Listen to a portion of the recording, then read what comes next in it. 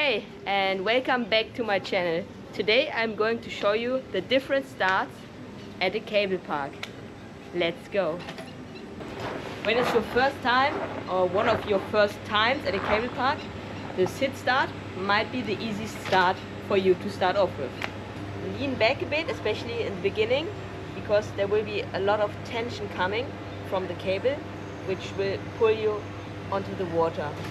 So it is important to keep the handle close to your hip, lean back a bit and keep your nose out of the water. Then as soon as you get pulled forward, it is like standing up, and as soon as you're on the water, have the weight distributed over the board. Because if you will still be leaning back, you will slip out and fall back immediately. And if you have too much weight on your front, your nose will dive in and you will get pulled over. So it is important, first lean back a bit, keep the handle close, let yourself get pulled onto the water, stand up, then have the weight distributed on the board and then keep riding. Okay, let's go. So keep the handle close to your hip, front foot up, look at the carrier and then stand up.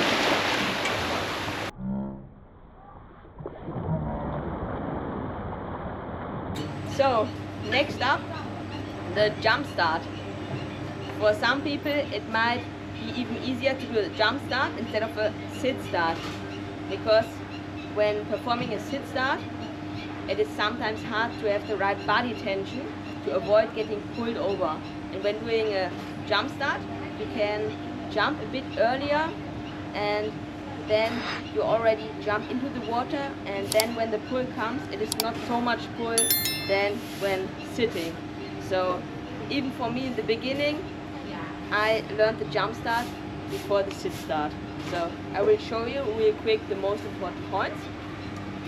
You basically stand on the starting dock, having the handle also close to your hip.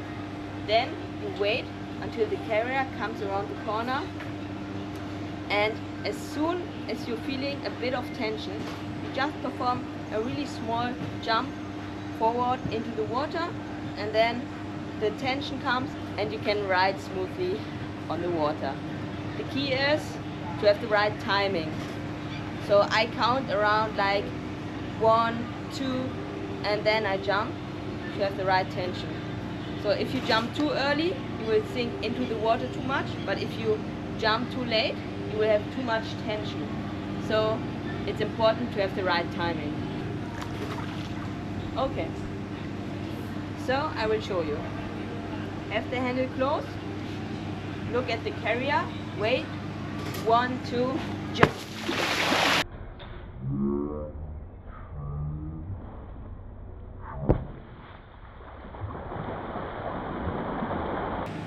Next up, the sliding dock start from the starting dock, from the ramp. Stand little behind the red line. Usually there's a red line. If there's no red line, it's important when you have the handle to have a bit of tension, not too much, and don't stand too much to the front. And with this start, it is also important to keep the board flat, because as soon as you go on your edge, you will slip out and won't make it on the water, only into the water. So I will show you real quick how it looks. So keep the handle close and squat down a bit. Have the weight a bit more on your back, but not too much, and then keep body tension. And then squat down, keep body tension, look when the carrier comes, wait, and let it.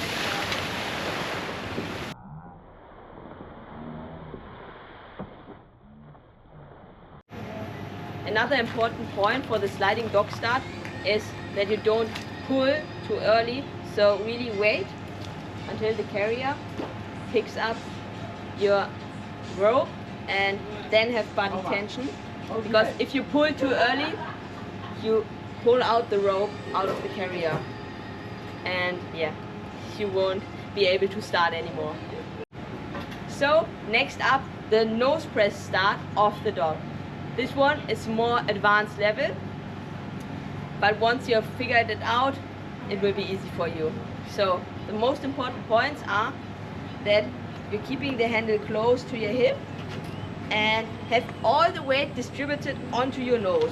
You can practice first like doing some nose presses on the dog, and then you basically have all the weight onto your nose and wait until the carrier picks you up and pulls you up and over your nose into the water. It will feel like you're almost falling over, but this won't be happening. It is just important that you don't perform any ollie or active jumping, because you want to keep all the tension until you get pulled up and over. And the longer you can wait, the more height you will create and jump into the water. So in the air, as soon as you get pulled up in the air, just keep the handle close, pull it again to your hip and land. So I will show you really quick. All the weight onto your nose, wait until you get pulled over and jump.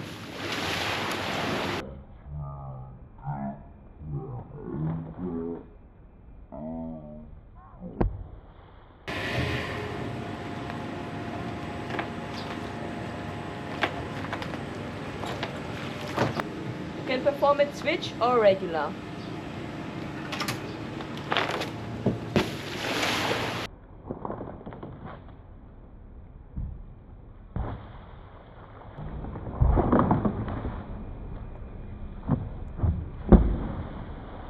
Next up, I would consider it more like a pro level, is the frontside 360 start. You should already be comfortable with doing high nose press starts, and it is important that you are high enough to perform a 360 before you land. I would also recommend you to first learn a 360 off a kicker or on the water before doing it off the starting dog. So you basically perform a nose press start, but it's important that you wait a little bit longer so you are high enough, and then as soon as you're taking off, pull the handle to your rear hip and look around your front shoulder to initiate the frontside 360. Then land wrapped with the handle behind your back and then perform the handle pass. So it is important that you first go straight up and then really quick perform the 360 afterwards. So I will show you how it looks.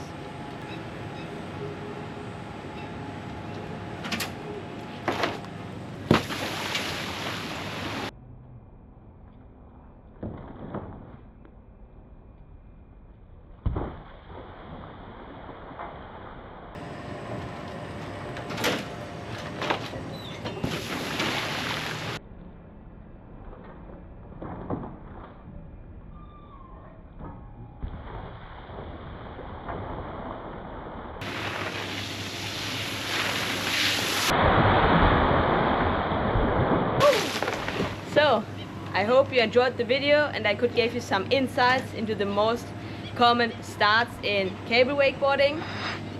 Don't forget to give me a thumbs up and subscribe to my channel if you haven't already. Leave me a comment below, just tell me what you want to see in the next video, and enjoy the process. See you all in the next video.